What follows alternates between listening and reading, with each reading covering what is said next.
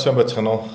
Монголын үндэсний худалдан ажилтны танхимаас эрхлэн хүргэж байгаа Entrepreneur podcast нэвтрүүлгийн маань ээлж дугаар хүрэхэд бэлэн болсон байна.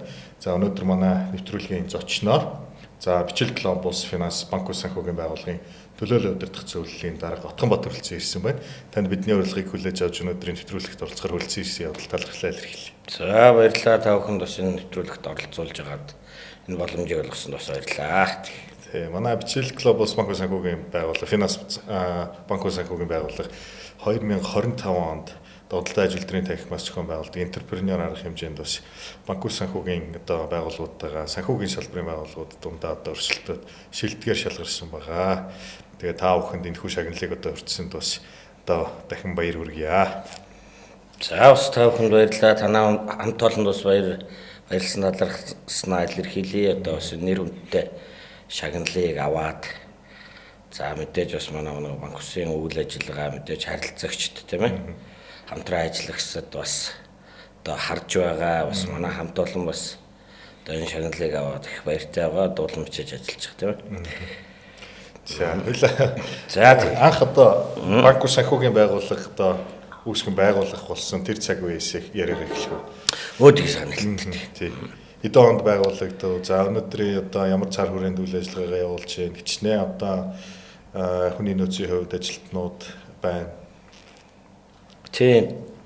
За манай банк бусын ер нь бол албан ёсны гэхээс илүүтэйгээр яг би өөрөө бас гадаадд ажиллаж байгаад сурж байгаад ирээд за намаа олдон компанид ажиллаж байгаа. Тэгээ ер нь хувийн хвшилд ажиллаж үзье. Санхүүгийн бизнес бас их сонирхолтой байна.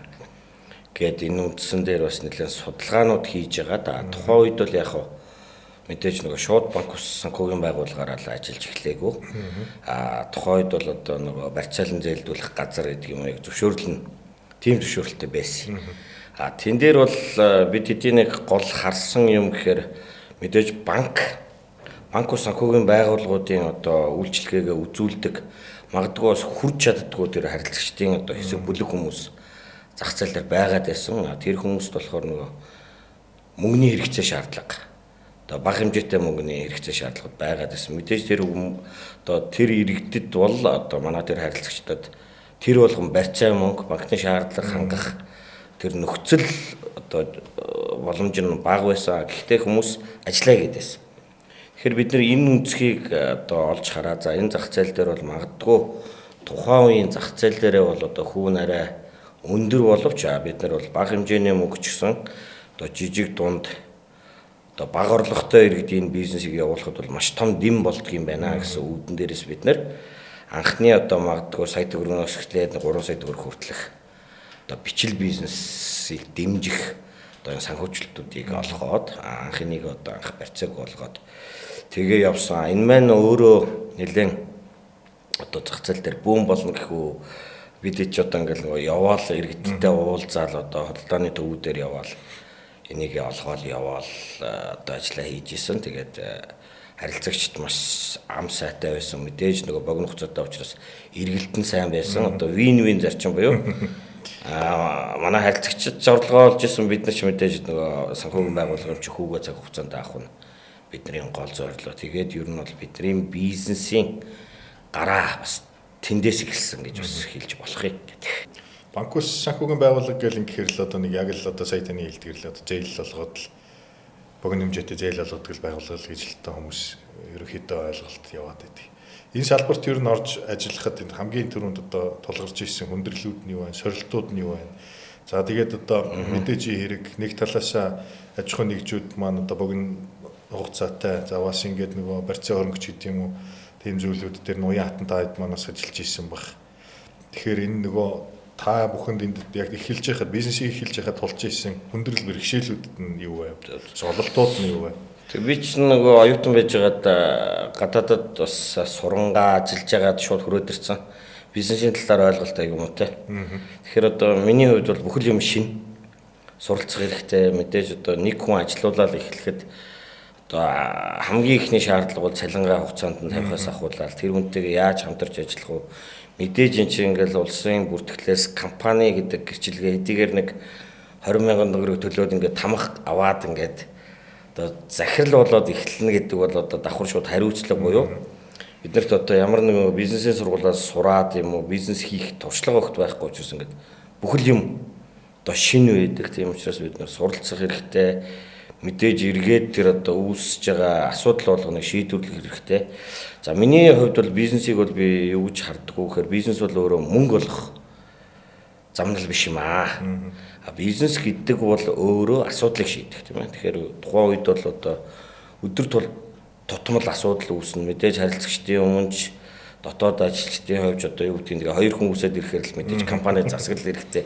Ядчил цагтаа ирэхээс ахуулаад тийм ээ. Ингээл бүгд л ингээл хариуцлагын тогтолцоо явуулдаг. Тэгээд энийгээ дагаа суралцах хэрэгтэй.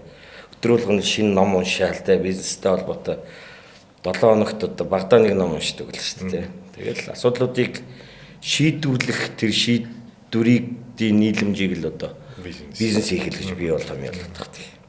Санхүүгийн одоо салбар бол бас л эрсдэлтэй салбар шүү дээ.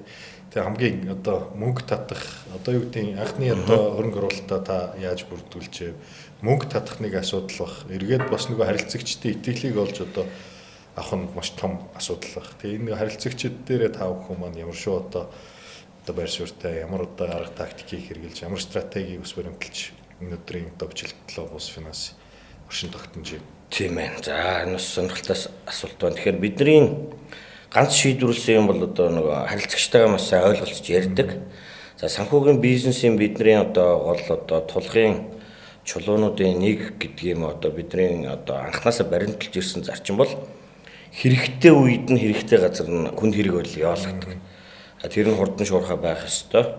Мэдээж юу гэдгийг одоо тухайн бизнест дэм болох уц хэмжээний тэр шийдлийг нь л одоо үзүүлэх гэдэг одоо бодлогыг барьж одоо харилцагчтайгаа маш ойрхон зарим тохиолдолд бүр ах トゥ нар шиг тийм ээ. Тийм хэмжээнд хүртэл бид нар бизнесийг явуулж исэн. Анийн одоо хүрээнд ч гэдэг юм уу. Одоо тухайн үед одоо энэ нөгөө банк, санхүү, аппликейшн энэ бүх юм ч одоо ийм хөгжсөн байгаагүй шүү дээ. Жишээ нь одоо зөвхөн хаан банкнд очиод буцаан төлөлтийг эргээд тэр хүн хийх нь л өөрөө очиж авах гэдэг тийм ээ. Тэр одоо бизнес дээр нь байрал дээр нь бид нар яваад очиод төлбөрийг авах гэдэг шийдвэрийг жишээ нь хөнгөлж өгч жишээ нэ тийм. Одоо ийм имийг өнөөдөр ингээд яриул энэ хүнд юу яриад байгаа юм бол тэгэхээр тэр бол тухайн үед бол инновац л байсан тийм. Тэгэхээр бидний одоо хамгийн том барьдаг бодлого бол одоо нөгөө хэрэглэгч манай үйлчлүүлэгчтэйгээ маш сайн ойлгож асуудлыг бүтэн дүүрэн ойлгож тэрэнд бол одоо тулсан газар гэдэг юм уу хэрэгцээтэй цаг хугацаанд нь асуудлыг шийдвэрлэх. За энэ шийдвэр маань өөрөө тэр хүнд мэдээж бизнесийн ашиг амжилтыг одоо тодорхой хэмжээнд авчирж байгаа, сэтгэл ханамжийг авчирж байгаа, итгэлийг авчирж байгаа. Энэ тохиолдолд нөгөө хүмүүс эргээд нөгөө манай бизнесийг сурчилдаг тийм. Тэгэхээр одоо юу гэдгийг нөгөө хүнээс хүн дамжсан бизнес буюу одоо манай бизнесийн цар хүрээ гэдэг юм уу хамар хүрээ улам томорч ирсэн. Дамжсан маркетинг. Тэгэхээр бид нэг тийм одоо танилцуулгаа ингээл сүултээ нэг юм тараадаг хэлбэр л биш тийм. Манад бол одоо бүр ингээд игнээ суудсан хүлээлгтэй. Нэг олоолаа байгааг 2-3 наа гэсэн тэгэл маш хурдан асуудлууд юм. Зохицуулаад нэг хүн одоо бүгдийг хийж болдог гэдгийг л манай компаниуд байгууллагад л ер нь захирал бүхнийг чадагчлалдаг шүү дээ тийм. Ер нь хамгийн том стратеги нь юу вэ? Ингээд за компаниудыг одоо өсөн дэвж одоо стратеги за дээрээс нь одоо бичил глобус одоо банк санхүү, финанс банк санхүүгийн байгууллагын яг ингээд нэг анхандаа бол ингэж явж байгаа. Нэг ингээд нэг оргилолтой хөрсөн бум хийсэн үе нь одоо ямар үе вэ? За яг бид хэдийн бум хийсэн гэвэл бид нар дандаа нэг юм зах зээл дээр байхгүй бүтээгдэхүүнүүд гэх юм уу те. Одоогийн юмнуудыг гаргах сонирхолтой гэх юм уу. За тэгэхээр одоо жишээ нь юу биднийг одоо та бүхэн мэдэндээ нэг зарим компаниуд байдаг шүү дээ уранган гээл юу гэл машинуудыг ингээд нөгөө зогсоол тавиад барьцаалаа зээл гаргаад байдаг тийм. Тэгэхээр бидний шийдэл бол айгүй энгийн байсан. Хүн яагаад одоо жишээ нь таксинд юм уу явах ёстой хүн машина зогсоол тавьчаад мөнгө олно гэж байхгүй шүү дээ. Тэгэхээр бид нэр одоо иргэдэд унах эрх чөлөөг нь тэр мөнгө олох эрх чөлөөг нь олгочоо. Тэр машиныг ямар нэгэн байдлаар бид нэг өөрсдөө ч гэсэн дахиад гараж түрээслээл тэр нь одоо шороо тоосонд дарагдаал ингэж байх ямар шаардлагатай. Тийм учраас энэ хүний мөнгө олох боломжийг олгоё. За дээр нь мэдээж нэм тодорхой саруудад одоо үүргэжүүлээд хариуцлагажуулаад за одоо нэг сард нэг хөрөгч авдаг ч юм уу гэр орондоо тий. ингээд нэг өдөө авдаг ч юм ингээд системтэйгээр одоо санхүүгийнх нь шийдвэрүүдэд бид нар оролцож эхэлсэн байхгүй. За энэний дагуу юу болсон гэхээр нөгөө хүн мэдээж нөгөө бүтээмж нь өсөөд гэртний ядаж нэг тэг өнгө зургтай болоод төрөгчтэй болоод тэгэхээр хүн урам орд юм байна л да. Тэгээ бид нар бол зарим хүмүүст бол одоо шууд утгаараа бид нар жилийн санхүүгийн төлөвлөгөөг нь баг гаргаад хэлээ өгчдөг. Тэгэхээр хүмүүсийн нөгөө өөрт нь ч одоо үзүүлж байгаа хариуцлагачаад өдөр болгон жишээ нь магадгүй нэг 20,000 төгрөгийг орлого зээлээсээ гадна цуглуулад өөртөө наагаад эхлэхээр л тэр бодит бүтээмж болоод байгаа хөө. Үрдэн гараад байгаа хөө тэ. Тэгэхээр энэгээр одоо бид нар хамтарч ажиллаж эхэлсэн. Мэдээж одоо юу гэдгийг порт бонго гэдэг юм одоо машинаар одоо ачаа зүүдэг хүн бол мэдээж энийгээ машина улам арчлаад дугуй тэргээ солио тийм ээ. Одоо сэлбэг хэрэгслээ засаад та ажилласаа. Ерөөсөө л энэ зарчмыг бид нар. Тэгэхээр мэдээж орлого олж байгаа хүнээс л эргээд зээлээ төлөх боломж нь гарна. Тэгэхээр бид нар юуны өмнө иргэдийг орлоготой болгох. Тэр нөгөө барьцаанд байгаа юм уу тэрүүгээрээ унаа тэрэг авсан хүмүүсийг эргээд ажил хийх боломжоор нь дээр нь тэр хүмүүс нөгөө санхүүгийн зөвлөгөөг аюулсаа өгч эхэлсэн. Тэгэхээр бидний үйл ажиллагаараа юм онцлогтой болчихж байгаа байхгүй тийм.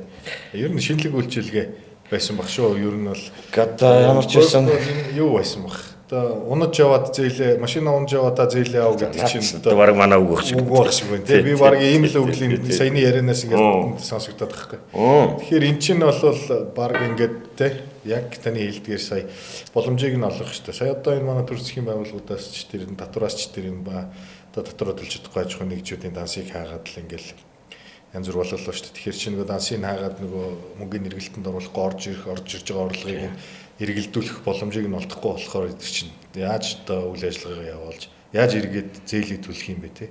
Энийг л бас хаана бодох асуудал байгаа юм л та. Тэгэхээр энэ танаа байгууллага яг энэ дээр шийдэл гаргаад энийг ингээд үйлчилгээг нь нээж өгөөд явцсан байна.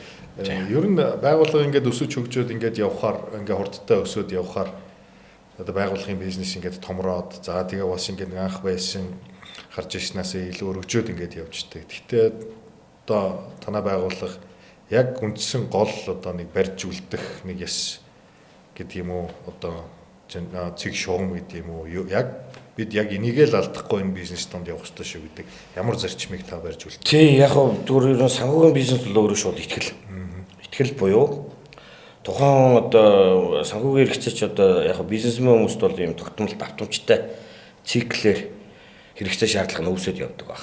Гэтэл зарим хэрэглээний одоо зээл гэдэг юм санхүүгийн хэрэгцээ шаардлага бол магадгүй өнөөдөр биш юм ахт 3 сарын дараа үүсчихдэг те.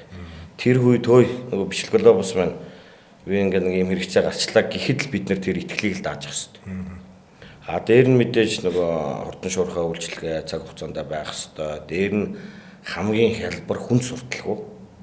Тухайн хүнд одоо юу гэж байгаа нэг юм өгж байгаа сэтгэлгээр биш ингээд хамтарж байгаа сэтгэлээр хамтар тэрийг ойлгож ажиллах нь л өөрөө манай бизнесийн бас нэг том ноу хау гэх юм. Одоо энэ ч мэдээж одоо байгууллагууд хэрэгэлдэг бэлгүүдээ гэхдээ бид нэр илүү их ойрхон л одоо ойлгож ажилладаг. Тэр нь технологийн бай бусад одоо инновацуудыг салбартаа оруулж аль болохоор л тэр хүнд ямар давуу тал ямар одоо цаг хугацааг нь хэмнэх ямар хүн сурталгүй байх уу ямар асуудлыг хурдан шийдэх вэ одоо жишээ нь бичгийн цаасны нүүрэн дээр нэг 10 бүглүүлээд байвал энэ яаж 3 байж болох вэ гэдэг ч юм ингээд дандаа нэг хүн суртлуудыг л арилгаж цаг хугацаагаар одоо хүн суртлыг хурдан болгоно хүн сурталгүй болгоно гэсэн бодлогыг барьж л одоо ерөнхийдөө нэг хэрэглэгч төвтэй байгуулах гэх юм. Одоо энэ дээр л сайн ажиллаад байвал ажил сайжраад байдаг. Хялбаршуулаад л байвал тийм гэсэн тийм. Ер нь манхуу санхүүгийн байгууллага за одоо тэгээд ингээд анх ингээд бий болголоо. За хэрэглэгчтэйс ингээд яадаг буцаага зээлийн төлөлт за ашиг орлого хоримтлагдаа тэрүүгээрээ ингээд яваад байхад бол удаашралтай баг. Хөрөнгө оруулалтуудыг татах хэрэгтэй болно те.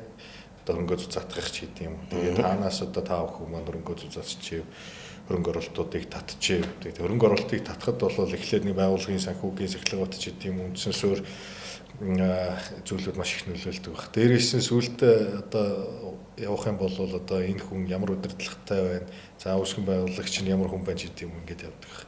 Тэгээд тань одоо юу гэдэг танд дээр үзүүлж байгаа илүү их одоо Отгонбот гэдэг хүнээс ямар чанарыг нь харсан учраас одоо ингээд хөрөнгө оруулагч нар маа итгэлүүлээлгээд ингээд яваад байна гэж таарч байна.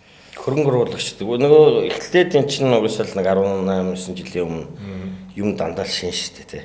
Тэгэхээр бид нар ингээд бизнес хийх гэсэн хамгийн ойрхон байгаа хүмүүс гээд юу гэхээр одоо хамаатан садан найз нөхөд. Тэгээ би ойр орчинд байсан бүх хүмүүсээ байрыг тавьсан бит. Найзуудынхыг бол заруулаад туризм баримт оруулсан. Тэгж мөнгөийг босгосон. Тэгээд найз нь ингээд төлнөө одоо жишээ нь чи нэг рүү байртай бол найз нь угаасаа нэг 2 жилийн дараа 2 болгож өгнө. Чи надад итгэ гэдэг юм уу те нэг оройн ганц пив ууж сууж байгаа бүх юма тайлбарлаад. За зарим нь ч угаасаа нэг цуг ажиллаж исэн сүултээ. Тэгэхээр ойлгодог. Тэгээ бид нар нөгөө хэлсэн ярьсандаа хүрсэн гэх юм уу. Амлалтууд биелсэн бид нар бас ажиллаа хийж чадсан. За тийм учраас одоо магадгүй тэндээс дахиад ихтгэл үүсэж байгаа. Хөрөнгө оруулагчд гэдэг юм уу те. За Отгонбат эдний хамт олон ч юм бол бичлэг лобус гэдэг байгуулагч ярьсэлсэндээ байдаг шүү. За 1 euro байр юм 2 euro байр болгож өгнө гэсэн бол тэрийг хийсэн шүү гэдэг ч юм уу те. За энэ ихтгэл өөрөө ингээл дамжраал яваад ирэхээр дараагийн дотоодын одоо танихгүй хүмүүс хөрөнгө оруулж эхэлнэ. За мэдээж нөгөө банкус болоод эхлэхээр итгэлцэл буюу нөгөө журмын дагуу зааж өгсөн одоо эрх зүйн хэмжээнд бид нар бас нөгөө санхүүгийн их усруудыг татах эрх нэгдэж байгаа. Тэгэхээр мэдээж л эргээл нөгөө бизнесийн үйл ажиллагаагаа тайлбарлах. Дээр нь Монголд бол одоо бас нөгөө харьцангуй мэрэгжлийн хөрөнгө оруулагчид бий болсон учраас тэд нар компанийг засаглалтай, эзэнтэй, бүтэцтэй тий компанийн ажилчтай, стратегтэй бүх юмтай зарим тохиолдолд баг надаас илүү мэддэг. Тийм учраас тэгээ тэр хүмүүс нөгөө эргээл итгэл үсэл эхлэхээр эргээл одоо магадгүй одоо бидний бонд гэдэг юм хөрөнгө оруулалт үн цаас гэдэг юм эдгээр ингээ зах зээл дээр гаргаад ирэхээр одоо бүр тогтсон юм худалдаа авахчтай болоод дараагийн шатанд ирж шүү дээ. Тэгэхээр мэдээж л ер нь бол энэний цаана дахиад итгэл бид нар тэр хөрөнгө оруулагчдын одоо итгээд оруулсан тэр үнц нь гэж би өөр хэлмээр байна. Тэгэхээр энэ үнцнийг бол бид нар юу болгодог вэ гэхээр эргээд л яг цэвэр ажилдаа. Тэгээ магадгүй нөгөө захирал нь маргааш нь хүний итгэж өгсөн мөнгөөр нэг хармашаа аваад унчаад иж болохгүй л байх л та тий. Тэгэхээр энэ жишээний бид нар явж одоо дотоодын бөгөөд гадаадын хөрөнгө оруулагчдыг бас татж байгаа. Сүүлийн үед мэдээж бизнес яг л зарчмаараа эхэлсэн. Сүүлийн үед бол одоо биднийг зарим үед бол гайхалтай нь одоо бүр зорж ирээд зөвхөн манай компанийг судлаад тэгээ хөрөнгө оруулалт хийж байгаа бас гадны инвесторууд тэгээ хөрөнгө оруулагчид бас үссэн байгаа. Тэгэхээр бол би нэг бас манай хамт олонны хичээл зүтгэл амжилт. Тий ажилдаа одоо эзэм байсных нь тэгээд тэрийг одоо хариуцлагатай хийснийх нь үр дүн хэмжигдэхүүн юм болов гэж бодож байна. Бизнес эхлүүлээд явж байхад хамгийн сорилттой цаг хугацаа хизээ вэ? Хамгийн ямар сорилттой шийдэв? Та ямар юу гаргав? Дэлхийн эдийн засгийн нөгөө хямрал гэж ярьдаг тий. 2008 онд эхэлсэн санагдаад байна. Мэлтдаун гэл тий дэлхийн эдийн засгийн моргожоос хамаарсан том эдийн засгийн хямралч нөгөө Америкээс эхлэв тий. Хөөс чадвар тий. Тэгэл тэр чинь ингээл нөгөө бивинийгээ татаал даатгалын компаниудаа унгаал. Тэгэл нөгөө орон байгаль бүх л юм гэдэг эдийн засгийн ингээд жижигэн циклүүдээр ингээд холбоотой. Тэгээ тэр нь ингээд татагтаа дуунаад тэр агуул сунаад ирэхэд манад бол амар мэдэрэгдсэн л дээ. Тэгээ би нөгөө гадаадад ажиллаж байгаад бас тодорхой их өсвөртэй болсон тэрийг компанид оруулсан байсан. Дээр нөгөө хүмүүсийн байр савыг барьцаалахын барьцаалаа зарахын зараад мөнгө болгоцсон байдаг.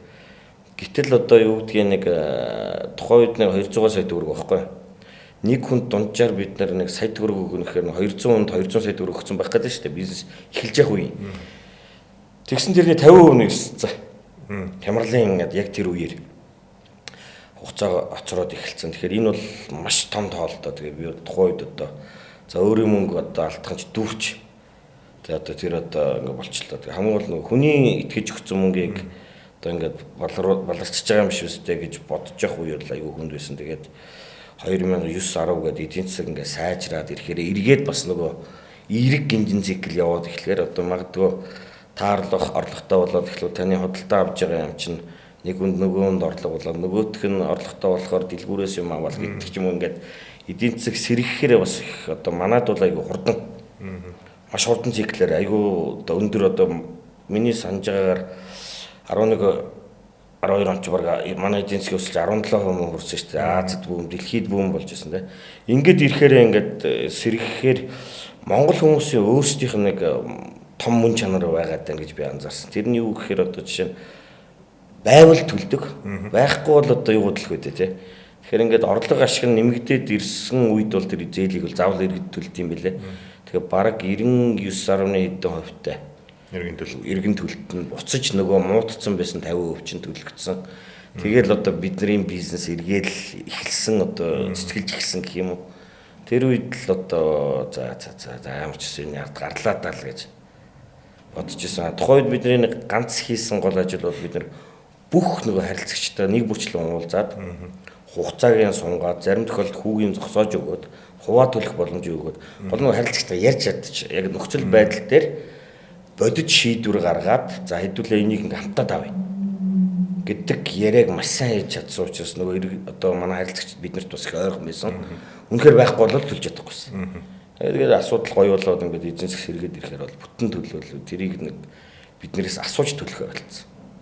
Бүх алтан хүүтэн ч гэсэн та нарт төлнөг орж ирээд хүмүүс төлж байгаа бох. Тэгэхээр энэ бол өөрөө эргээд бас юм том бизнест боломж байдгийн байна гэдэг итгэлийг биднэрт аягүй сайн өргөцсөн. Ковид үед юу болов? Ковид нөлөө гарсан уу? Ковид бол бүр их гоё юм болсон шүү дээ.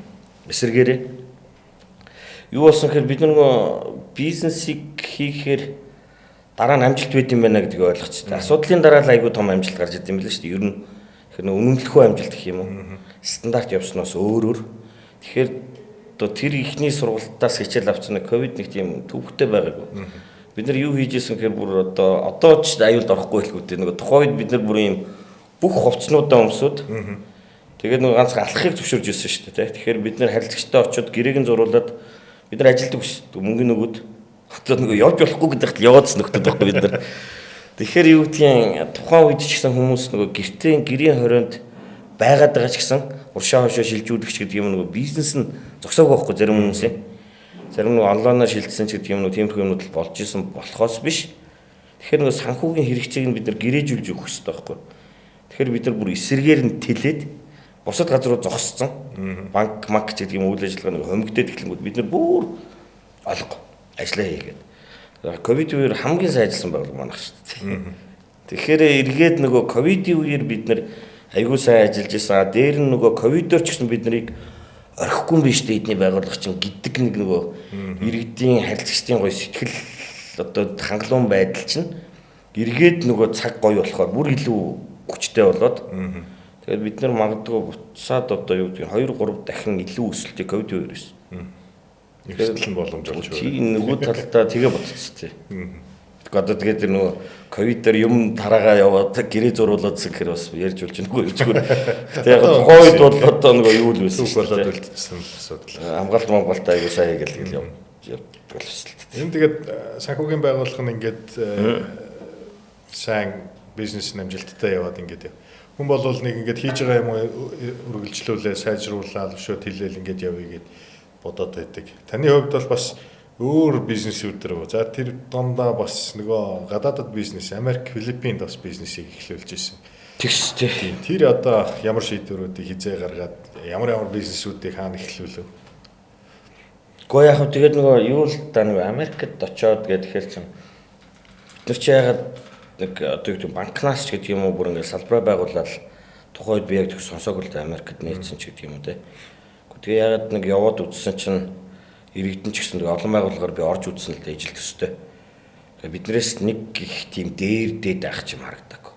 Үйлчлэгээний хувьд ч технологийн хувьд ч тэгээ бид нар ч нэг таньдаг найз нөхдөөрөө зээл авахуулаад яаж гаргад юм бэ ингээд судлаад үзсэн нэг тийм болохгүй юм байгаагүй. Хоёрт нэг хууль эрх зүйн орчин нь бас интернет юм дээр мэдээлэл нь тодорхой байж идэв. Тэгээд яагаад тэгэхээр тухайн үед бол бид нар яагаад байж болохгүй юм те хэдүүлээ ер нь бол тэгээд бас нөгөө гадаад далаад гарч бизнес тэнд ядаж нөгөө одоо Монголын голд нэг юм дунд зэргийн загас байснаас гадаад далаад жарахаж байж болтгоо үзэлтэй хэдүүлээ ер нь яагаад байж болохгүй ингээд Америкийн Illinois мужийн Чикаго хотод анх 17 он шиг санджинт бизнесээ эхлүүлсэн тэр ч бас ковидын өмнө баггүй. Тэгээд бид нар бас нэлээд амжилттай. Америкуудыг ажилд авч исэн. За технологиг хөгжүүлсэн одоо юу гэдгийг 2-3 төрлийн одоо бүтээгдэхүүнийг авсан. Тэнд бол бас бид нар нэг л ажлыг адилхан хийсэн. юу гэхээр нөгөө шинэ бүтээгдэхүүнийг л бас Америк дахиад гаргая. Тэгэхээр тэнд бол нөгөө Uber гэдэг нөгөө өдрөлгөн орлоготой нөхдүүд явж байгаа шүү дээ. Тэр нөхдүүд өдрөлгөн таксинд юу орлого олж байгаа юм чинь тэднэрт бас нөгөө яг л Монгол загвараар, Монгол хийжсэн ажлынхаа загвараар та бүхэн ч гэсэн ингээд асуудлуудаа шийдээч оюутны сургалтын төлбөрч гэдэг юм уу хүүхдийн чинь те юу гэдэг гэр орондоо ингээд юм уу байрны төлбөрөө ч гэсэн ядч түрээсийн төлбөрийг сар болгон асуудалгүй төлөхийн тулд хоримтлал үүсгэж тэрийгэ зээлээрээ төлөөд эргүүлээд манад ингээд төлөхөд таны асуудлыг гэ. Тэр нэг өвөрөв чи нэг дор зогсдог учраас бид нэг ингээд флайер бол танилцуулгуудад тараагаал гэдэг трак гэдэг байдаг шүү дээ. Том машин.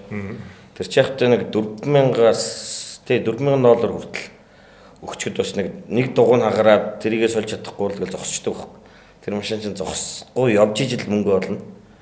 Тэгэхээр бид нар бас тэр бүтээгдэхүүнүүдийг ингээд базахад одоо тухайн Америкийн тэр мужийн санхүүгийн зохицуулах хорооноос нь бид нар дээр ирээд та нар өстой гоё бүтээгдэхүүн сонин гаргалаа гэж магтчихсан шүү. Манай монголчуудаас зан чанарын хувьд ямар ялгаа байна? Гадны зах зээл, манайхны одоо зах зээл. Өөрөөр хэллээ шүү дээ монголчууд яаж ч байсан дараа нэг юутай хөдөө нийтэн мөнгөтэй болол эргээ төлдөг гэдэг. Тий яг хөө тэгээд нөгөө хууль эрх зүйн мундаг. Дээр нэг Америк нөхөр орж ирээд надаас сууч та нар одоо нүүрс чинь их гараад бүр ингээд Америкуудад зээл өгдөг болсон уу гэдэг болсон юм да. Танаас бичлэг дээр нэг гэртээ тэгэл хонь мөн моллоод идэх хүмүүс биш болсон юм уу гэдэг. Тиймэрхүү төрлийн мэдээлэл авдаг. Тэгээд бид нарыг бас хийгээ одоо тэр ажиллаа хийгээ явж явахтал гайхаж исэн. Хоёр дахь зүгээр яг таны асуудлын тэр онцлог зан чанарын хувьд гэвэл одоо нөгөө эрхчлөөний мэдрэмж өндөртэй. Монголд бол одоо жишээ нь та зээл хөдлөөч гэдэг ярихад бас эвтэх хүмлэгэд авна шүү дээ. Тэгэхээр чи яагаад баг манай өнгөлөгчтэй адилгүйгээр над руу ярьж байгаа энэ төр гэдэг ч юм уу те. За ер нь баг бүхэн хуульч маягийн те. Тэгээд тэрийг айгу эмзэгээр нэг олон арсны мөнгөтэй хүн байдаг учраас би утасны цаанаас тэр үнийг хар байна уу, шар байна уу, цагаан байна уу мэдэхгүй шүү дээ те. Тэгэхээр чи намайг одоо өнгө төрстэй учраас ингэж харьцаж байгаа юм уу ч гэдэг мэдэхгүй нэг юм жаахан тийм төвхтэй харилцахад. Тэгээ яг хөтэ зарим тохиолдолд чинь нэг онлайн систем кредит скоронгороо зээл гаргаад зарим тохиолдолд бид нар ч тэр болох нэг уулзаж баталгаажуулахгүйгээр зээл гарч байгаа шүү дээ. Энэ тохиолдолд тэр нэг харилцаа нь бол жоохон төвхтэй. Гэхдээ ерөнхийдөө дажгүй. Эргээд Монголдоо ус ирэхээр яаж ин тэндээс одоо араа нэг өөр байсан юмыг энд нутгшуулдаг ч юм уу тийм зүйл гарсан уу бизнес. Тий тэгээд яг бид хэдийн нэг одоо бид нар нэг тийм хайгуулчин гэдэг юм уу те. Тийм эрэл хайгуулчин хүмүүс шиг л энэ тэнд явхороо нэг тийм одоо нэг жоохон өлсөглөмж гэх юм уу те. Нэг тийм зан чанартай тийм өлсөглөмж гэдэг юм уу юм харж явдаг. Тэгээд нэг сони юм нь юу гэхээр Америкт ингээд явж байхад маш том банкуд салбарууд нь ингээд ийм тусдаа хашаанд те. Айгу том хашаа нэгээд машинаараа очиод нэг одоо та бүхэн кинон дээр шалдаг шүү дээ ингээд нэг вакуумаар бүгээл цаасаа хүчингүүд ингэж ороод нөгөөдгөн зурчаал эргүүлж өгөөл ингээд тийм юмнууд байсан чинь ингээд шарилжтай болоод ингээд тэр газрууд хаац хаалга орсон. Тэгээ бодохгүй 17 он юм чинь тэр чинь энэ технологи усгууд нэг хайхтар хөгжөөгөл байгаа шүү дээ аппликейшн тэр чинь. Тэгээ энэ банкуд хайчууг найзаас асуус бүгд офс дороод онлайн болсон шүү дээ найзаа. Одоо Америкт нэг салбараар нэг ингээд ахын байхгүй. Ер нь хараар ажилдаг тийм үү. Тиймэрхүү хүмүүс нөгөө чек буюу бэлэн мөнгөний харилцаа тэр бол одоо байна. Ер нь бол ингээд скорн сайтай, кредит скорн сайтай, хувийнх нь одоо санхүүгийн мэдээлэл сайтай хүмүүс бол онлайнаар тэгээд эн чинь банк ч офс дорсон шүү дээ. Интернетэд дорсон шүү дээ гэж. Надад тийм хэлчихгүй. Тэгээ би ирээдүйг бол Америкийн бол тэгвэл нөгөө агуу Америк чинь манай нэг 10 жил 20 жилийн дараах санхүүгийн ирээдүй бол би ирээдүйгээс босч байгаа юм чинь ирээдүйг л хийчихэлтэй. Монгол тэгээд бодсон. Тэгээд бид нэг 18 за ер нь 17 оноос хойш бид нар энэ аппликейшнийг төсөл дижитал тэгээд финтекээр шилж хийхлээ тий. Финтекээр тэгэхээр ирээдүйгээс санаа авсан гэсэн үг. Тийм баг. За яг санаа тэндээс байсан. Хий гэдэг шийдэл байсан нөгөө ирээдүйд болоод байгаа юм аюу тодорхойс баг. Банкуд салбараа хаадаг шүү дээ. Амар том тийм хоёр давхар машин барихгүй шүү дээ. Тэр болцтой. Тэгэхээр ирээдүйд тийм болж явахад бид нар тийх ирээдүйг болохгүй байгаа юм энд авчирч дахиж бариад их шаардлагагүй болсон. Тэгээ яг тэгээ нөгөө технологийн залуучууд угаасаа нөгөө юм өөрчлөгдөжсэн учраас бас тэгээд уулзах хэвээр хүмүүс уулздаг гэдэг шиг угаасаа технологиг хөгжүүлжсэн залуучууд бас тэр үед ингээд таарад тийм ээ. Тэгээд бас одоо юу гэдгийг одоо хийх стил байсан байх бид нар тийм учраас тэгээд технологийн бизнесүүд рүү нэлээд анхаарч орсон. Тэр их цаг зарцуулав финтек дээр. Удаан шүү. Тэр угсаа 2 жил хөгжүүлэлт бол маш өсөр ажил. За манай залуучууд угаасаа нөгөө тэр хөгжүүлэлт тийм ээ тэн дээр явж байгаа процесс болгон ч дахиад өдрүүлгэн л асуудал шүү дээ тийм ээ. Тэгэхээр өөрсдөө хөгжүүлээ явж байгаа юм чи тэр болгоныг л янзлсаар байгаа л алдаагүй болгоно. Дээр нь мэдээж нэлээд мэрэгсэн залуучуудтай бид нар хамтарч ажилласан. Одоо Infinity Solution гэдэг компани байж байгаа. Бас бид нар олон компанитай уулзаж сонгосон. Одоо төсөл маань амжилттай. Гэн тэгээ сүлд одоо бүх юм л гар утас руу шилжчихлээ л дээ тий. Гар утаснаас л зээл авдаг, зээлийн асуудал шийдэг, худалдаа авалт шийддэг. Одоо ерөөсөө бүхэл юм явж гар утас руу шилжчихлээ. Одоо тэгээд хамгийн евро одоо ингээд үргэлжлээд ингээд явахаар AI гэдэг тий. Тийм л явахаа. Artificial Intelligence гэдэг. Энэтэй яаж хосолж байна? Энэ ер нь банк санхүүгийн шалбарыг хааш нь хөтлөхөр байна. Яг хөө тэгээд зүгээр AI гэхээр зүгээр би хувийнхээ хувьд AI-д бид нар даалгавар өгөх хэрэгтэй байхгүй. Тэрнээс биш AI биднэрт даалгавар өгч болохгүй байхгүй тий. Тэгэхээр юу гэдгийг бид нар нөгөө тэрийг ашиглаад юу хийх вэ гэдгийг бид нар тодорхой мэддэг байна. Тэрнээс биш AI биднийг ингээд чиглүүлээд тий ингээд хийж болохгүй. Тэгэхээр юу гэдгийг одоо жишээ нь энэ хүний хийж байгаа ажлыг энэ бүтээмжийг чинь нэг ингэж нэмээд арай ажлыг ингээд тэгч гэдэг юм уу тий. Иймэрхүү байдлаар автоматжуулах тий гар ажиллагаануудыг багасгах маш их одоо судалгаа тайлан дээр цаг алддаг юм бол тэрийг богино хугацаанд хийдэг болох ч гэдэг юм. Одоо энэ хэрэглээ. Тэр талаас бол бид нар яг супер ашиглах хэрэгтэй. Тэгжиж одоо юу гэдгийг мэдээж нөгөө хүү буулгана гэж ярьдаг шүү дээ тий мөнгөний асуудал. Гэтэл энэ дээр бол бид нар зардлыг буулгаж ижил хүү буулгана. Тэгэхээр юу хэлэх гээд байна гэхээр зардал буулгах нэг арга чинь л өөрөө нөгөө одоо боловсон хүчний тэр их олон хүнээр асуудлыг шийддэг юмыг л 10 хүний хийдэг ажлыг л 7 болох нөрөл зардал буулгаж байгаа асуудал байхгүй тий. Тэгэхээр илүүтэй энэ дээр бол AI-г ашиглаад одоо өөр арга байхгүй. Бид нар өөрсдөө дийл гэж байгаа бол энийг сурах хэрэгтэй, ойлгох хэрэгтэй, ашиглаж сурах хэрэгтэй. Цаашдаа магадгүй бид нар бүр энд оролцоод явах хэрэгтэй байна. Хөгжилтэн гэсэн санаа тий. Хүний нөөц дээр өөрчлөлт гаргав AI-тай холбоотой. Одоо байнга л бид нар тэрийг одоо биднээс одоо юу гэдгийг яг энийг ашиглаад хэрэглээд одоо өөртөө туслах үүсгээд багш үүсгээд дахиад зөвлөх үүсгээд ингэж гэж хүн олон талаас нь ашиглаж шүү дээ. Нэг дүрээр ашиглахгүй шүү дээ. Тэгээ одоо юу гэдгийг зарим тохиолдолд томцны билет захиалах тэр нарийн бичгийн ажлыг чөлөөтэй хийж шүү дээ. Тэгэхээр миний хувьд ч гэсэн одоо юу гэдгийг нарийн бичиг тусалгаасаа би тийм юмнуудыг одоо тийм жижиг ажлуудыг хичээлүүнийг хараад өгч. Бинтээ яриад хэлчихэж байхад надад ямар шил. Тэгэхээр юу гэдгийг нэг иймэрхүү ажлуудыг бид нар ингээд ядаж өдөр тутмынхаа хэрэглээнд ашиглаад цаг завыг бол хэмнэх хэрэгтэй. Гэх мэтлэн бид нар одоо тэрийг ийм олон төвшөнд ашиглаж байгаа хүмүүсээс одоо яаж ашиглаж байгаа ялангуяа хэрэглээ талд нь бид нар эхний хэлцэн сурах хэрэгтэй. Тэрнээс ч одоо тэр цаана кодчл юу гэдэг бид нар мэдэх асуудал эхний хэлцэнд бол биш байхгүй. Бусад одоо бизнес хийсэлбэрүүд рүү чих юм эсвэл одоо шүү одоо ингээд тал тийшээ өргөжөөд ингээд яваад ирэхээр ялтчгүй бас компани өргөжих нэг тийм үйл явц шилжилт болох байх. Тэгээд өвгээд бас юм толгой компаниг групп компаниг та үүсгэн байгуулсан байсан. Энэ ямар компани хизээ үүсгэн байгуулсан. Тэгээд ямар шүү одоо нэрнээс нь сонсохоор л нэг энэ өв уламжлалч гэдэг юм уу цааш нэг юм үлүүлээд үлдээ гэсэн санаач байна уу гэж харагдаад хэлсэн. Тэгээ компани гэхээр дэлхийд дээр зүгээр энэ хэдэн жилийн өмнөх мэдээлэл байх тооны хувьд жоохон зөрөгтэй юм байна.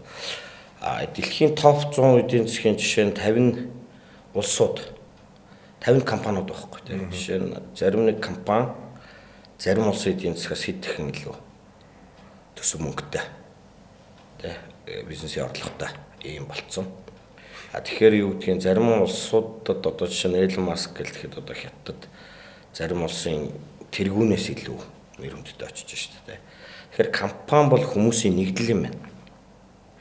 За сүүлдээ компани чинь ингээд олон жил болоод ирэхээр эзний өмч биш болчихдөг юм байна. Тэрийг чинь босгох гэж бас маш олон залуучууд залуунаас цаг хугацаа, хичээл зүтгэл юу гэдгийг те бүх юмаа ингээд одоо сэтгэл зүрхээ зориулж байгаа шүү дээ. Тэгэхээр энэ чинь хамтаа босгосон буюу бидний хамтын өмч байхгүй. Магадгүй цаасан дээр ингээд цөөвний одоо эзэмшлийг гэж явж байгаа боловч энэний цаана бол маш олон залуучууд хамт босгосон. Сэтгэл зүрх бүх юм өгсөн тий. Тэгэхээр энэ бол бидний өмч. Энэ бол бидний хамтын босгосон одоо хүмүүсийн босгосон одоо үнэт зүйл гэх юм уу. Тийм учраас энэ мэн өөрөө хаашаа явах вэ гэхээр нэгэнт компаниуд улсын чанартай болж одоо улсын хэмжээний төсөв мөнгө одоо жишээний үгдгийн зарим үед нөгөө Nokia гэл компани Финландийн бараг 30-40% дотоодын нийт бүтээгдэхүүнийг хийдэг байсан ч гэдэг юм уу те. Одоо Samsung, Apple те. Intel гэдэг юм одооний том Amazon гэдэг компаниуд гэдэг юм одоо Америкийн топ компаниуд нь өмнө нь нефтийн компаниуд байсан бол одоо шилжээ технологийн компаниуд гараад ирсэн. Одоо эдийн засгийнх нь хэдэн хувийн авч явдаг те. Зөвхөн Elon Musk ч одоо баг анхны нэг их $80 болох гэж штэ тэрбум доллар биш штэ те. Тэгэхээр манай эдийн засгч өөрөө нэг 23 тэрбум доллар штэ те. Тэгэхээр манай эдийн засгаас нэг хүн хэд дахин хэмжээний компаниг аваа явж байгаа жишээ. Тэгэхээр энэ компани өөрөө томорно гэдэг бол энэ улсын эдийн засгтай шууд холбоотой байна. Хин татвар төлж ийн компани төлж ийн, хин ажлын байрыг бүтээж ийн, компаниуд бүтээж ийн, хин үн цэнийг бүтээж ийн, бүтээмжийг дэвшлүүлж компаниуд бүтээж ийн. Тэгэхээр энэ бол яалтчгүй эргээд бид нар одоо бас энэ миний нэг одоо хэлэх туртайг энэ агуу улсад тий агуу Монгол улсад энэ одоо бизнес хийгээд ашиг орлоготой ингээд явах боломжийг олгож байна тий. Тэгэхээр бид нар бас эргээд нэг баярлсан талархснаа илэрхийлэх хэрэгтэй. Энийг яаж хийх вэ гэхээр мэдээж бидний одоо юу гэдгийг хойч үд нөгөө талдаа биднэрт үлдээсэн өв хэрэгчлөө байна шүү дээ бид нар тий маш том хэрэгчлөө байна. Юу хүснэ хийх боломж нь байна тий газар нутагтай байна. Одоо жишээ нь Украиныг харуул бидэрт одоо маш том давуу талууд байна шүү дээ. Ийм гоё нөхцөл бололцоог үлдээсэн одоо эцэг өвгдийн том өвийг бид нар бас эргүүлээд уламжлаад бас хойч үедээ шилжүүлэх үүрэгтэй гэвэл тийм л баг. Тийм учраас юу гэдгийг бид тийм бас нэг гаргасан концепт гэх юм уу те. Энэ өвийг тэгвэл бид нэг хоёр хэлбэрээр үлдээе. Нэгдүгээрт одоо бодит материаллаг те. Нөгөөрөл дээр хоёрт оюуны одоо төвшөнтэй боловсрол одоо эрдэм мэдлэгтэй өрсөлдөөн Монгол хүнийх нь өөрийнх нь хөгжлийнх нь одоо үнцийн бүтээмжийн дэвшлүүлэх дээр өвөлдөөе гэдэг зорилгоор одоо компанийхаа тодорхой ашиг орлогыг зарцуулъя гэд явж байгаа ажил. Тийм ч учраас ер нь бол бид нэр эргээд нөгөө Монголын өөрийнх нь үнцийн өвнөөрөө хүндэл юм байна л да Монгол хүн. Тэрнээс биш нөгөө үсэсгээд банк санхүү бүх юм чинь хүндэл ажиллуулж байгаа юм тийм. Тэгэхээр энэ хүнлэгөө чиглэсэн тиймэрхүү ажлыг хийгээд одоо явж байгаа. Шүүрийн задлал яг ямар үйл ажиллагаа. Тэгэхээр одоо юу гэдгийг манай төгрөг гэдэг юм чинь би жишээ аваад хэлчихэл 4 жилийн өмнө гэхэд 1 кг алтны үнэ өөрөө за 1 г алтны үнэ гэж яриа те. 1 г алтны үнэ 130 сая төгрөг болсон. За өнөөдөр бол нэг 500 сая төгрөгтэй байгаа шүү дээ. Тэгэхээр энэ хоёрын хооронд бараг 3.1 дахин зөрөө гарчжтэй. Тэгэхээр та юу гэдгийг жишээ нь 1 сая төгрөгтэй 4 жилийн өмнө тэрүүгээр алт авсан бол таны сая төгрөг 4 сая төгрөг болох нь тий. Сая төгрөгөөр магадгүй та нэг гар утасч юм нэг юм авсан бол өнөөдөр таны гар утас цаана байгаа юм л тий. Гэхдээ ингээд нөгөө бид нар ингээд бодит магадгүй төгрөг байсан бол өнөөдөр тэр сая төгрөгөөр та 4 жилийн өмнө одоо юу авч чадах байсан юм бол доо тий. Тэрнийх нь худалдаа авах чадвар нь үндсэндээ бараг за нэг 50-60% унтсан байхгүй. Та жишээ нь юу гэдгийг нэг 10 шиг ийм ус авдаг байсан бол одоо та 3-ыг л авч чадна гэсэн үг. Жишээ би жишээ авч байгаа шүү дээ. Усны үнэтэй гэсэн үг шүү. Тэгэхээр юу гэдгийг ингээд төгрөг өөрөө үнэ алдаад байхад энэний эсрэг доллар гэд бидний нэг агуу шүтдэг том валютны эсрэг тэр нь өөрөө юугаар баталгааждаг гэхээр алтаар баталгаажж байгаа. Америкч дэлхийн бүх улсад л тийм. Манай Монгол банкн дээр ч гэсэн тийм шүү дээ. Алтны нөөц нь хэр юм бэ гэд.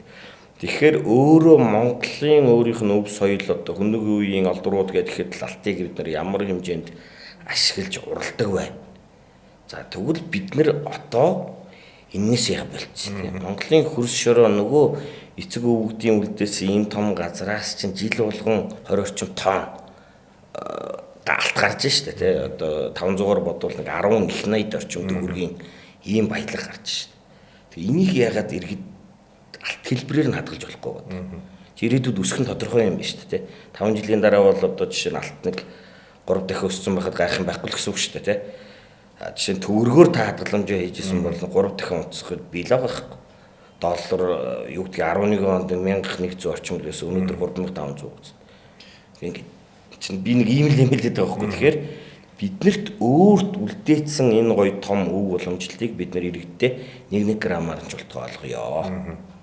Тийм учраас бид нар сая алтны цэвэршүүлэх үйлдвэрийг Монголд анх удаа хийсэн. За бид одоо мэдгүй за бас худлаа нарийн мэдээлэлгүй ярьчих магадгүй шүү. Ер нь бол билог хийсэн яг хийж л байгаа бах зарим нэг те төвшин. Гэхдээ нөгөө яг техник эдийн засгийн үндэслэл бүх юмаа гаргаад бол яг хийгээгүй. Бид нар бол одоо нөгөө сүүлийн технологи сайжраад байгаа учраас хамгийн сүүлийн үеийн технологиг бид нар одоо Монголд оруулж ирээд одоо мини гэх юм арай жижиг хэлбэрийн үйлдвэрээр алт цэвэршүүлэх одоо яг Швейцарт явагдаж байгаа, Сауди Арабид явагдаж байгаа тэр үйлдвэрийг бид нар одоо бүгд Хятад улсаас оруулж ирээд за нөгөө нэг одоо байгалийн алт гэдэг алтыг бид нар цэвэршүүлээд 9999 10.96 буюу 5.9-тэй.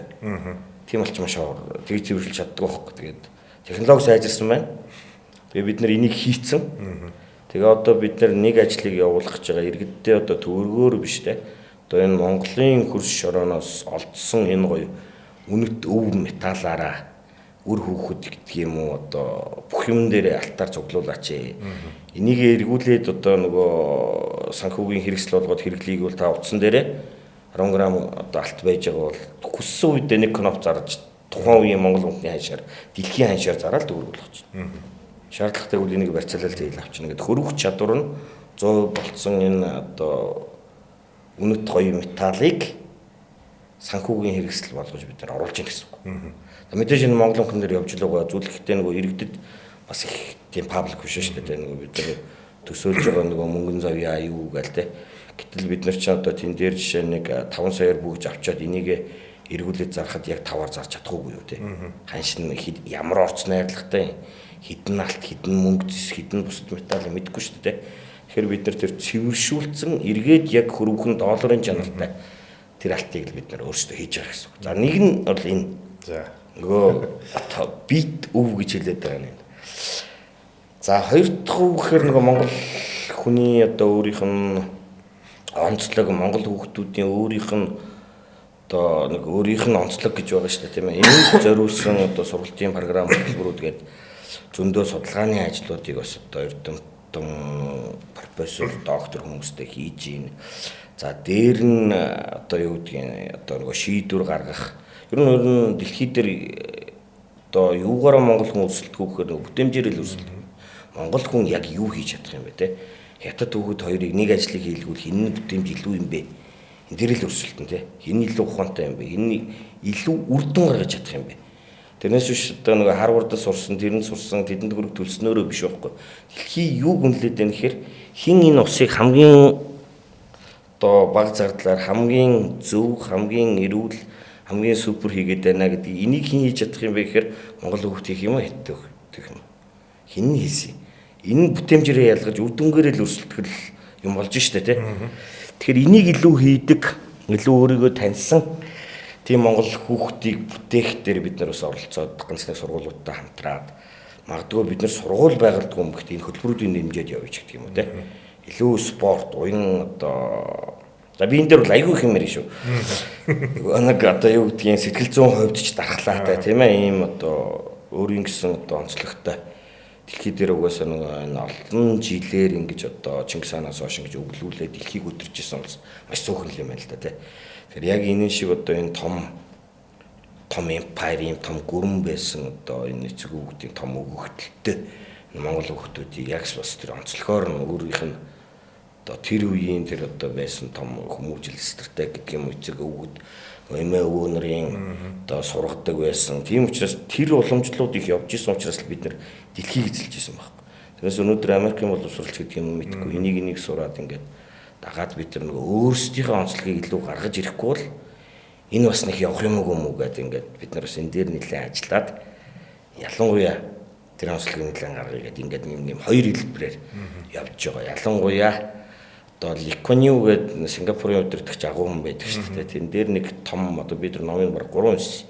Тэн дээр нэг том ойлголт гардаг байхгүй юу гэхээр одоо Сингапур улсыг удирдах өнөөдөр ээжүүд мундаг ухаантай байгаа чи Тэр ухаантай ээжээс ухаантай хүүхэд гарнаа жишээ нь тий. Ухаантай ээж өөрийгөө бэлдээч ирээдүйд 20 жилийн дараа 30 жилийн дараа Сингапур улсыг хөгжүүлэх тэр ээж хүнд хүүхдээ хүмүүжүүлж явал татаас өгчсэн баг. Татаас буюу одоо энэ халамжийг чинь тим ээжүүдэд өгч штэ. Тэрнээс биш одоо 5 10 хүүхэд гаргаад ахаар нь халамж өгдөг байх нь шүү дээ. Ирээдүйн хүүхдийг супер хүн болгох Сингапур тэгэхээр нэг тийм сони юм явуулвал тэгэхээр бид нар ч гэсэн өнөөдөр үнэхээр зүгээр юм хүн ам ихсэн гэхээсээ илүүтэйгээр чадварлаг бүтээмжийг бүтээдэг үр дүнд гаргадаг тэр хүмүүс л багс. Тэр лөө орох гэдэг юм. За нэг юм хоёр шугамар ингээд бид нар өвөлдөн ингээд яваад байгаа шүү. Боломжтой л бол өөрийг явах те. За одоо гэж байгаа том юм ярьж.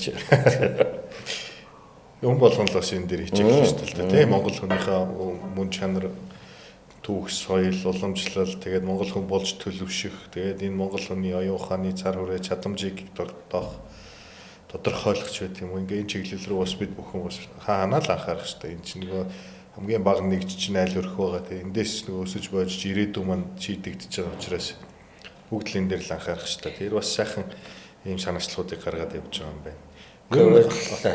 Отгон бат захирлыг ер нь ирээдүйд 10 жилд одоо бизнесээ тодорхойлж идэм өөрийгөө тодорхойлох гэвэл ер нь ямар шүү тодорхойлтыг хийх бол нөгөө би ихээс илүү тэгэж төрүүлсэн улсаараа л харахыг хүсэж байна л да. Бид нар одоогийн байгаагаасаа нэг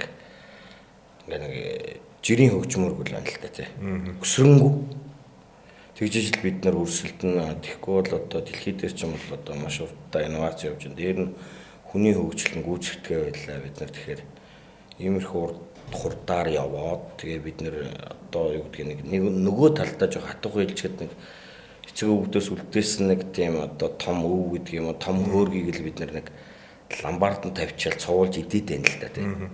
Гэтэл энийг өөрөө бид нэр дахиад аавын өвгдөөсөн хөөргийг дахиад нэг мөнгө аягтаа болгодог ч юм уу өнөөтэй өвийг ингээ баяжуулах тийшээгээ харах юм хайчаад байна гэдэг ч юм уу тийм. Тэгэхээр юу гэж хэлэх гээд байна би гэхээр угаасаа дэлхий дээр одоо ингээд бид нар зарим тохиолдолд бол одоо хятад ч юм ингээд яваад үйлдвэрлэлийн хөгжилтэй тэр инновац тэр автоматжуулалт энийг хараад бид тааны явна гэдэг нэр заримдаа конкон готрахч үе санаанд орж байгаа байхгүй тий. Тэгэхээр бид нар одоо энэ юмнуудад яаралтай сайжруулж асуудалтайгаа нүүр тулж байгаа байршлаа бид нар бодтоор нь тодорхойлмоор байгаа. Одоо тэгээд үнэхээр муу бол муу гэдэг хүлээн зөвшөөрөх шүү дээ. Тэгэхгүй тэгээд нэг бүх юм гоё угаад байгаа юм шиг ингээд гоё том утсуурал мөнгө олцсон ч тасглаад яж болохгүй шүү дээ. Тэгэхээр дэлхий бол өөрөө амар хурдтай өрсөлдөөнтэй байна.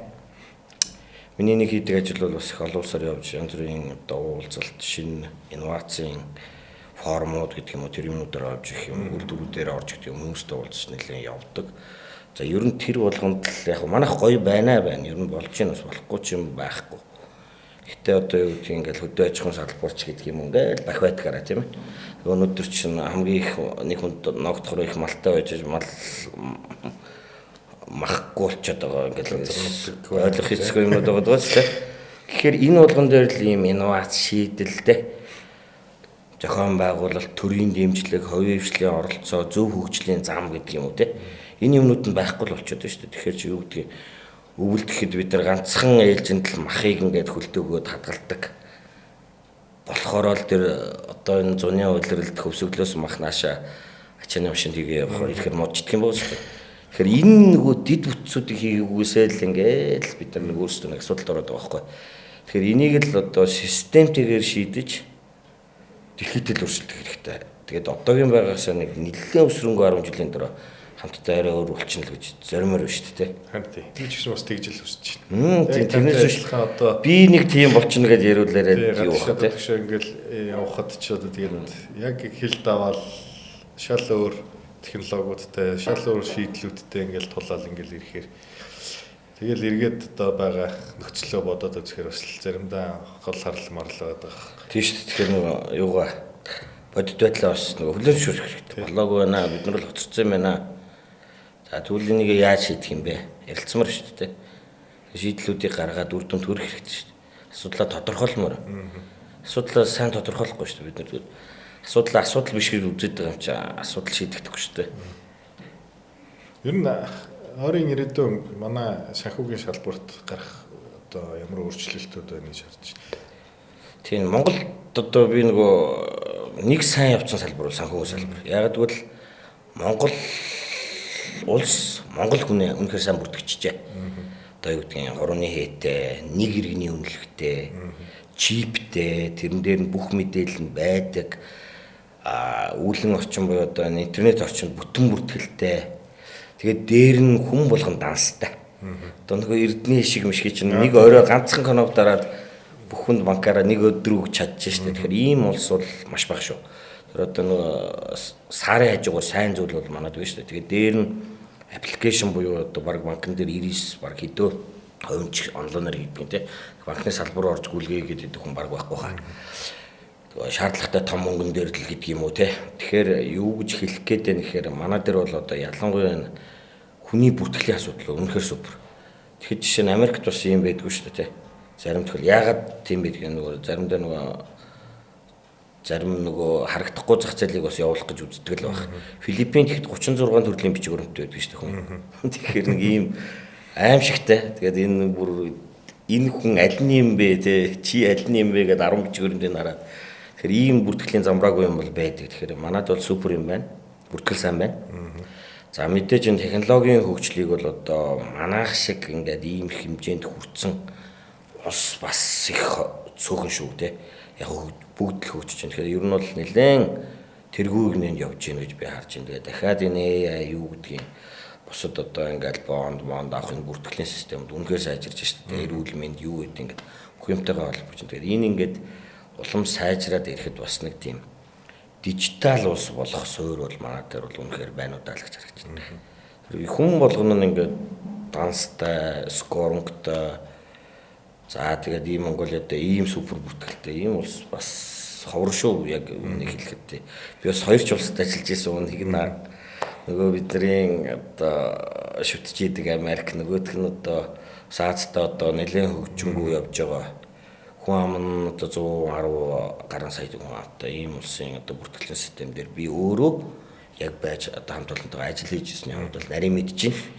Тэгэхээр манайх бас ер нь хөгжил ирээдүй бас гоё шүү. Тийм.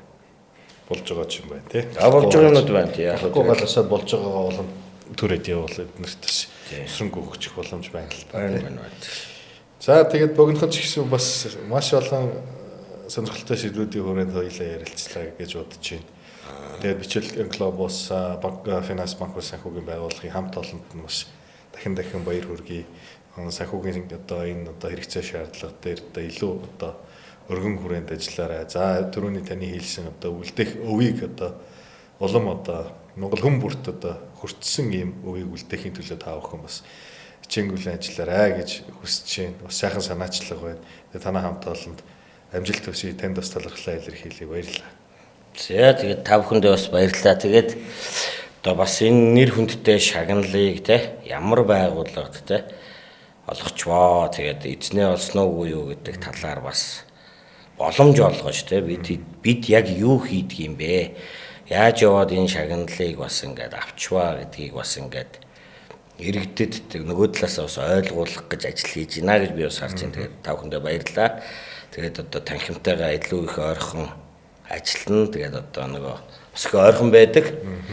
Маш олон зүйл дээр бас бид нар нийлж хамтдаа бас асуудлуудаа шийдвэрлэж чаддаг шүү. Тэгээд та бүхний одоо хамт олонд бас ажлын амжилт хүсье. Баярлалаа. За баярлалаа.